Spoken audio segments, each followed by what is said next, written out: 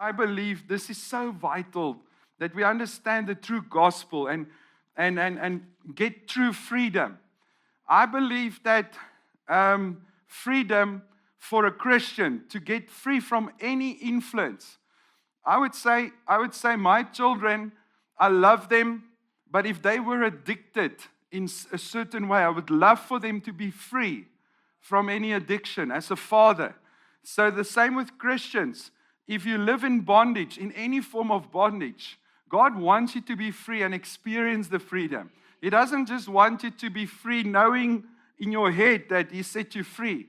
He literally wants you to be free from stuff that controls you, that rules over your life, that is not of God. So we are going to that, but you'll be surprised to see where I will start, because I think true freedom can only come through the gospel, through the preaching of the gospel, the good news of Jesus Christ, because it is the power of God unto salvation. So I believe you'll see that it is far easier than what we think, but we've complicated it and we've struggled on our own, while we have a Savior, and His name is Jesus. So I do believe the struggle is mainly because we try and get free. We try and change. We try and be better sometimes. Even that can be the struggle. But the whole message of the gospel puts the emphasis on Jesus and who He is and what He did. And that brings true freedom. So that is the essence of where I'm heading. So let's just start here at Romans 6. Thank you, Jesus. Now, Romans 5, if I want to start at 6, I normally go to 5 and then 4 and then, but anyway, let's start at Romans 5 rather. Okay, so it says here, it speaks of the love of God. Romans 5 verse 5, such hope never disappoints because God's love has been poured out in our hearts. Verse 6, while we were in weakness, powerless to help ourselves, at the fitting time, Christ died for the ungodly. Now, I'll just go on. It says God so clearly proves His love by the fact that while we were still sinners, Christ died for us. Now, I'm going to skip a few verses. Let's go to verse 12. Therefore, as sin came into the world through one man, and death as a result of sin, so death spread to all men. Okay, so sin entered into the world, and death as a result of sin. Then it goes on. I'm going to skip a few verses again, because I want to get to Romans 6. Not that I'm lazy. You can read Romans 5. Okay. But God's free gift is not at all to be compared to the trespass. I'll just read that part. God's free gift is not at all to be compared to the trespass. I think I must rather go to 14 first, verse 14. Yet death held sway from Adam to Moses, even over those who did not themselves transgress as Adam did. Adam was a type of the one who was to come. In reverse, the former destructive and the latter saving. Adam was a type of the one that was to come. The only difference is the one was destructive or brought destruction, and the other one brought salvation. Adam and Jesus. All right? Adam was a type of Christ in reverse. Whatever you saw Adam brought into the world, the reverse is what Jesus brought. Okay, the reverse. Is that even good English? It's in the Bible, so I'm preaching out of the Amplified Bible. In reverse, says the Amplified. So, Adam is a type of Jesus in reverse, or the one who was to come in reverse. The former destructive, the latter saving. God's free gift is not at all to be compared to the trespass. Okay. That doesn't mean it's just different. So, what Adam brought is destruction. What Jesus brought is life and salvation. The free gift that Jesus brought cannot even be compared to the destruction that Adam brought. But that doesn't mean it's just different. It means the quality, power of the saving grace of Jesus and His life is far superior than the destruction of Adam. Thank you, Jesus. Not to be compared. It's like you can't even name it in the same sentence almost. It's not to be compared. Now, I know if you look at the world you live in, let me just explain to you. What you see in this world that you live in is the destruction that came in through Adam, and it's visible. All the suffering, all the trouble, all those things that people would say, if there were a God, or if there was a God, this would not have happened. Or if there was, where is God when the children suffer? Where is God? What people say, where is God? That's an effect of Adam's sin, not God. But God brought salvation through Christ. Sure. Okay, so let me go on. It says here, then it goes on, the free gift is not at all to be compared to the trespass. For if many died through one man's falling away, much more profusely did God's grace and the free gift through the undeserved favor of the one man, Jesus Christ, abound and overflow to and for the benefit of many. Nor is the free gift at all to be compared to the effect of that one man's sin. Now, I tell you, if we look at the effect of that one man's sin, we almost want to get depressed and die. Think about it. If you start thinking of the troubles that people go through and you really take it upon yourself and you care so much without knowing you have power to help, you'll die. Literally. If I take the care of the world upon myself without knowing that Jesus is actually the answer, it will just break my heart. I will not survive thinking of what people go through. I hear stories of people. I sit with people that goes through stuff that you think this is the worst that I've ever heard that people have gone through. It breaks my heart. So think about this. This is now solution time. We need to see the way out. All right. So it says this free gift. Sorry, I got a little distracted. No, this free gift is not at all to be compared to the effect. What I wanted to say is the effect of Adam's sin is clearly visible. It's terrible. It's destructive. And it's ruining lives all through this world today. The chaos you see in this world is just because of Adam's sin.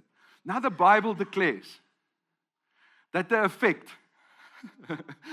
of Jesus and His salvation must not even be compared to the effect of that one man's sin. In other words, the saving ability and power of Jesus Christ is far superior than the destructive power of Adam's sin. Thank you, Jesus. For if because of one man's trespass, let me just read verse 16 again. Nor is the free gift at all to be compared to the effect of one man's sin.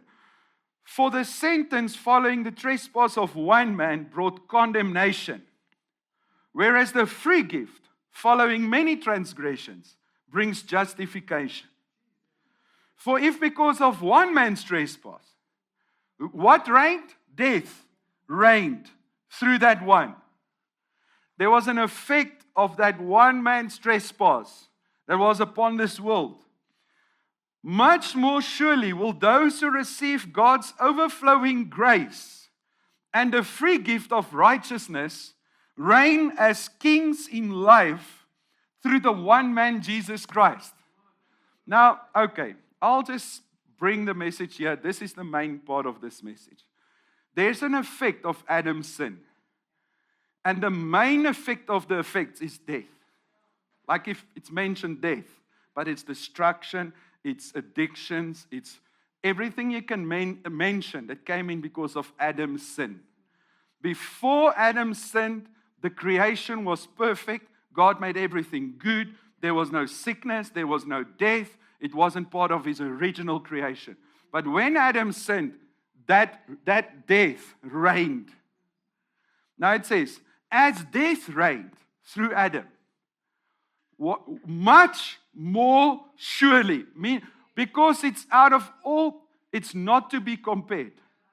Much more surely will those who receive God's overflowing grace and the gift of righteousness reign as kings, not in heaven, in life, through the one man, Jesus Christ. So the effect of this one man's obedience caused us now to reign as a king in life if we are able to receive His grace. As death reigned, now who reigns now? We, the church of Jesus Christ, by the authority given to us. Jesus said, I've given you power and authority. I have given it to you.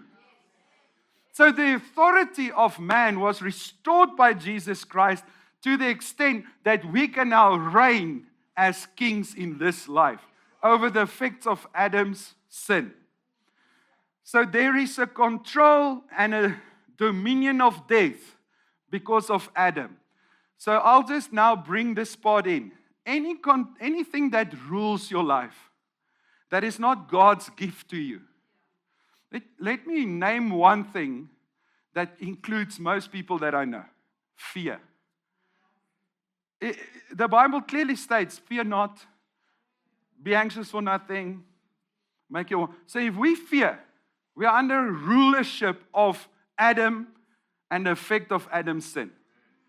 Fear ruling us is us submitting to something that we should rule over. You get it? We are over it, placed by Jesus. But because we don't know it, we fear, and fear rules. Anxiety, stress, all kinds of stress, depression, fear, anxiety is one thing that came in through Adam. I'll mention another thing. All forms of sickness and disease. Sorry, that it wasn't part of the original plan. Let's add a little cancer. No, He didn't. God made man perfect. Cancer came in. It came in. So let's just think about it. So anything that rules over you, anything that you walk in, say you have the, last week we had a message on offense. Say you live in offense, it rules you. You become bitter, you become angry, it rules over you. God wants you to be free from offense, free from bitterness, free from anger, free from fear, free from whatever came in through Adam. I'll just include, what Adam brought and what Jesus brought is what we talk about. What Adam brought, as a result, we should not live under the circumstances. So people ask you, how are you doing? Well, under the circumstances. Now, I do it also, right? But we should change that thing. We're not under the circumstances. We are above the circumstances. We have been placed in rulership with Jesus, seated at the right hand of the Father, above the circumstances. Today, I came to bring you the way out. And the only way is the gospel. There's no other way. It's what Christ did, and it's what He accomplished for you. All right, and it's good news. Just keep listening. You're going to get free. And you did nothing to deserve it. All of us qualify. None of us is bad enough to miss it, and none of us is good enough to earn it. It is the grace of God. I'll tell you again. Not one of you is bad enough and lost enough to not be saved and to miss it. And not one of you is good enough to actually earn it. Forget about your earning, or forget about disqualifying yourself because of your lack of earning it. I don't deserve it. Good, you're a candidate. It's yours. You can get it. Hallelujah. It's a gift, right? Who owns a gift? My son had his birthday. We just brought him gifts. He didn't earn it. He didn't work for it. You deserve this gift that Daddy is giving you today. No, bless you. This is your gift. I want to give it to you. Come on. He doesn't earn it. Anyway. No, Jesus. The free gift of Jesus and His salvation. Just by one man's disobedience, many were constituted sinners. So by one man's obedience, many will be constituted righteous. That's Adam and Jesus. For then the law came in. Now I'm going to talk about the law to expand the trespass. But where sin increased and abounded, grace have surpassed it and increased them more and superabounded. So that as sin reigned in death, so grace might reign through righteousness. And it issues in eternal life through Jesus Christ our Lord. In other words, true life flows. Eternal life and life flows out of grace that reigns through righteousness. Not sin that reigns through death. Or death that reigns through sin. Which way is it around? But anyway, death and sin. Sin and death. So we have sin and death, and we have grace and righteousness. Thank you, Jesus. What shall we say to all this? Are we to remain in sin? Then he goes on in Romans 6. Then it says, certainly not. How can we who died to sin live in it any longer? Are you ignorant of the fact that you've been baptized into Christ and you've baptized into his death? We were buried therefore with him by baptism in death, so that just as Christ was raised from the dead by the glorious power of the Father, so we too might live in the newness of life. For if we have become one with him in sharing a death like his, now that death isn't you die, he died and you believe it, and because of your association with his death, you have been crucified with Christ and you died. We shall be also one with him in sharing his resurrection. Verse 6, this is the crux, the main point. We know that our old unrenewed self was nailed to the cross with him. That old man, in order that our body of sin might be made ineffective and inactive for evil, that we may no longer be slaves of sin, that sin cannot rule over us, we know that our old unrenewed self was nailed to the cross. Dead. That man is dead. And our body now is inactive for sin and Adam's sin to rule over us. Our body is inactive for it. We know that our old, I get overly excited. I hope I'm preaching to you and you can still hear me. But think about it. We know that our old unrenewed self was nailed to that cross, dead, so that our body might be made ineffective, inactive for sin, that we may no longer be slaves under the influence of Adam's sin and the effects of Adam's sin. I can include slaves of sickness, slaves of fear, slaves of depression, slaves of whatever, that we will no longer be slaves of Adam's sin and its effects. Thank you, Lord. And our body was nailed to the cross. How can we now live in it any longer if we did? So I want to help you how to get free in your everyday life. Live free. How to live free. Now that it's true, we are free. How can we live free? All right, so now it goes on. So there's an influence. Now, I'm going to fast forward this message because there's actually so much more. We had a whole conference on Romans 6, a Grace Conference a few years ago. So I'm going to just fast forward right to verse 14. For sin shall no longer exert dominion over you. And here's the key. Why will sin no longer have dominion over you? Because you are not under the law, but under grace. Now, this is a very difficult thing for people to understand. Sin entered and brought destruction and death to the world. Many years later, God brought the law through Moses. And the law was for a time period until Jesus should come. That's what the Bible says in Galatians 3. It was in effect until the seed, Jesus, should come. So, under the law, God brought His law to help people to cope for this time period.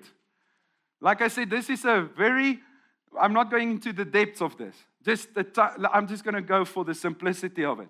The law was for a time period until the seed, capital letter seed, should come. The seed was Christ. So, under the law, this is what the law states. First of all, I want to tell you, the law is good, the law is of God, and there's nothing wrong with the law.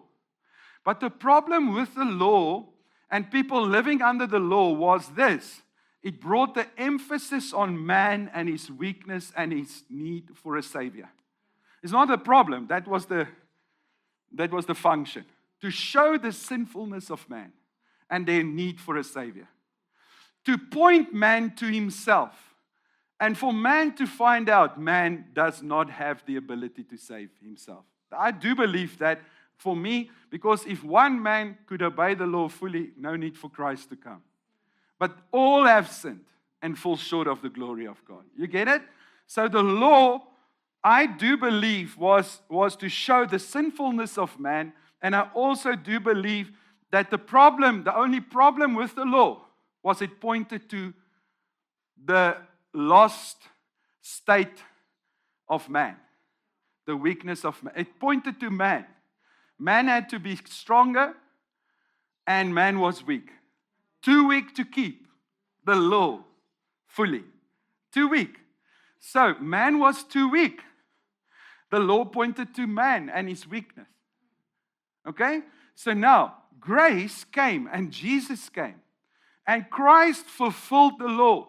Lived under the law fully to redeem those that were under the law.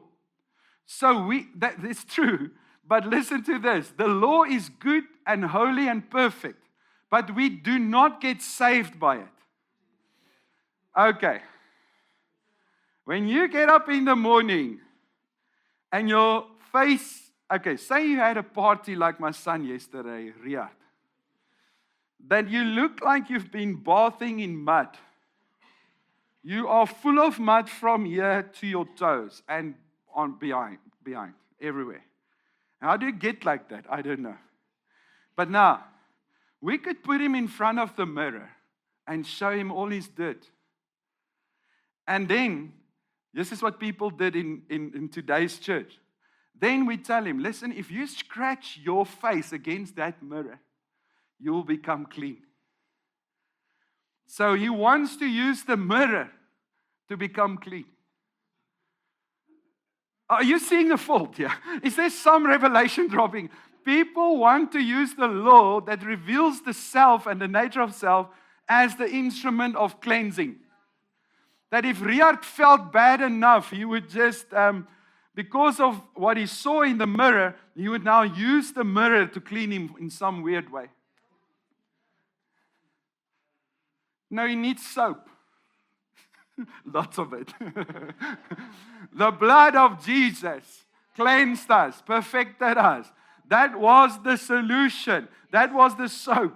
That was what made us clean. The mirror cannot make you clean.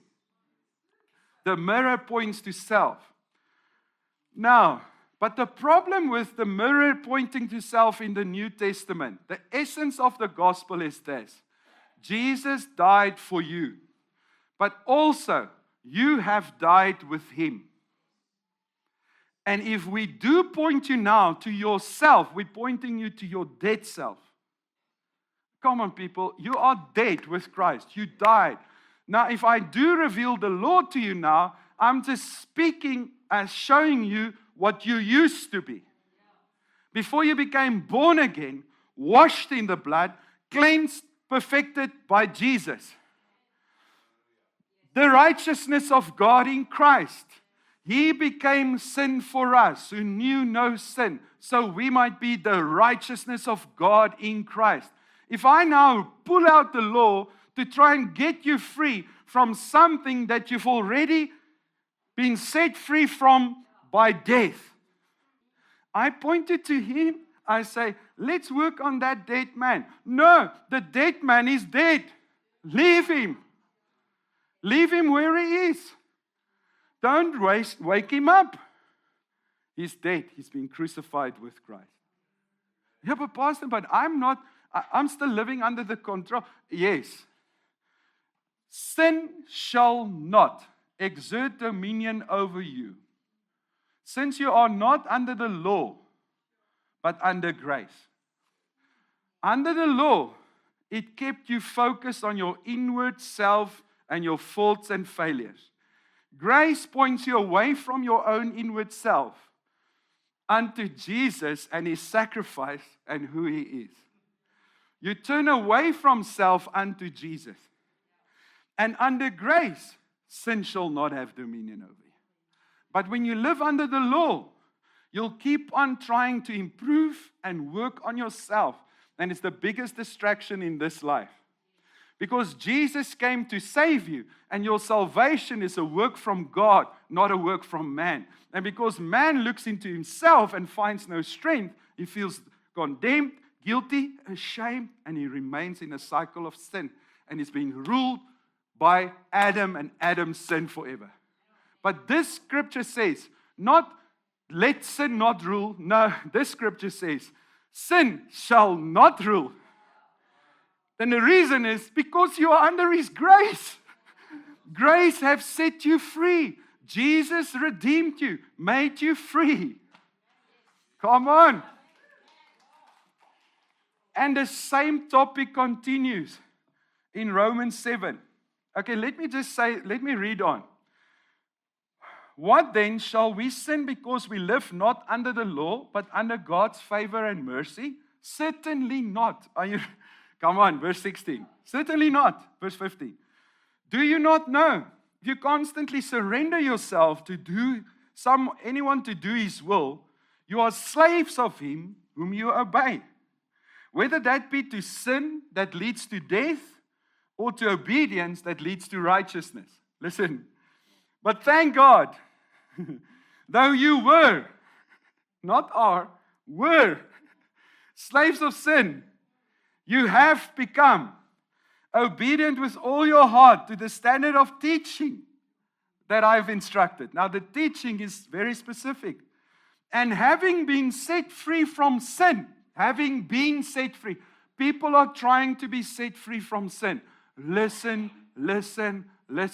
Fear, offense, whatever. Listen. Having been set free from sin. What is this? You are free. Having been set free from sin. Oh, you're going to rejoice because now only thing that remains is a love relationship with Jesus. And embracing Jesus will transform you from the inside out and remove all the memory of that old sinful self that kept you bound. Hallelujah. So what can you have? Jesus. What's your freedom? Jesus. What did we do? Oh, let's look into ourselves. Let's now confess our faults. If we now confess, then if we say we are sorry and we say this and we say this, then we will be free. No, you've just discovered the problem. You haven't touched the solution. You just discovered the problem. And discovering the problem does not make you free. Realizing you are struggling with something does not make you free. Realizing you are struggling with something and then someone telling you the way out. And that is the gospel. I'll tell you the way out. You are forgiven by the blood of Jesus. And you have access into the presence of God by His blood. Amen. How do you get free from anything? This way. What do? I accept that I've been set free by Jesus. I don't deserve it. I don't earn it. And in fact, lately I've been ruled by it terribly. Not me, but for example, I'm talking about you. But thinking about it, I've been struggling with fear for the past 10 years. I've been offended at everyone. I hate the world. If I see a person, I just hate them. I'm angry, all right? Which I'm not, I'm smiling, but it's a bad thing if you're there. You are ruled by it. Now, what do you need to do? Understand that the blood of Jesus cleansed you from that sin and make use of the opportunity to embrace Jesus fully.